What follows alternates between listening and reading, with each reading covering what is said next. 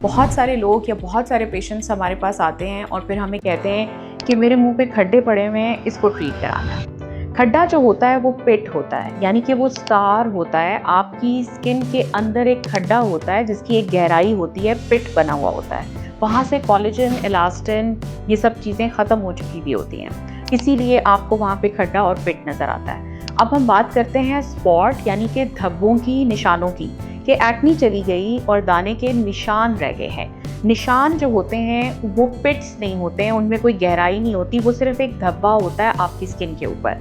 ये दोनों डिफरेंट चीज़ें हैं। यूजुअली स्कार्स को ट्रीट करने का तरीका बिल्कुल डिफरेंट होता है और थोड़ा सा डिफिकल्ट होता है, और उसमें 1-2 सेशंस नहीं, यूजुअली 4 to 6 सेशंस रिक्वायर्ड होते हैं, बिकॉज उसमें हमने लेज़र को यूज़ करना होता है। डिफरेंट काइंड्स ऑफ लेजर्स होते हैं जिनको यूज़ किया जाता है, और उसके साथ समटाइम्स जो आपकी अपनी स्किन के अंदर कैपेबिलिटी ख़त्म हो चुकी हुई होती है कोलेजन, इलास्टिन बनाने की, तो हम उसको इंजेक्शन से भी ट्रीट करते हैं, इवन थ्रेड्स भी यूज़ किए जाते हैं। ये सब कुछ स्कार्स के लिए, खड्डों की बात हो रही है।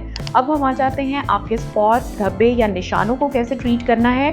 उसके लिए एप्लीकेशंस भी इनफ होते हैं। स्कार्स, खड्डे, एप्लीकेशंस, लगाने वाली क्रीम्स, सीरम्स, पता नहीं क्या क्या चीज़ें किसी से नहीं जाते हैं। उसके लिए आपको ट्रीटमेंट ही रिक्वायर्ड होता है, क्लिनिक में आके करवाना पड़ता है। लेकिन जो आपके निशान और धब्बे होते हैं उसके लिए आप एप्लीकेशंस भी यूज़ कर सकते हैं, उससे भी वो ट्रीट हो जाते हैं। समटाइम्स इतने स्टबर्न नहीं होते तो सिर्फ एप्लीकेशन से भी ट्रीट हो सकते हैं घर में, लेकिन समटाइम्स हमें उसके लिए भी क्लिनिक में प्रोसीजर्स करने पड़ते हैं। लेकिन ये दोनों बिल्कुल डिफरेंट चीज़ें हैं और इनको डिफरेंट लाइंस के ऊपर ट्रीट किया जाता है, ये सेम चीज़ें नहीं हैं।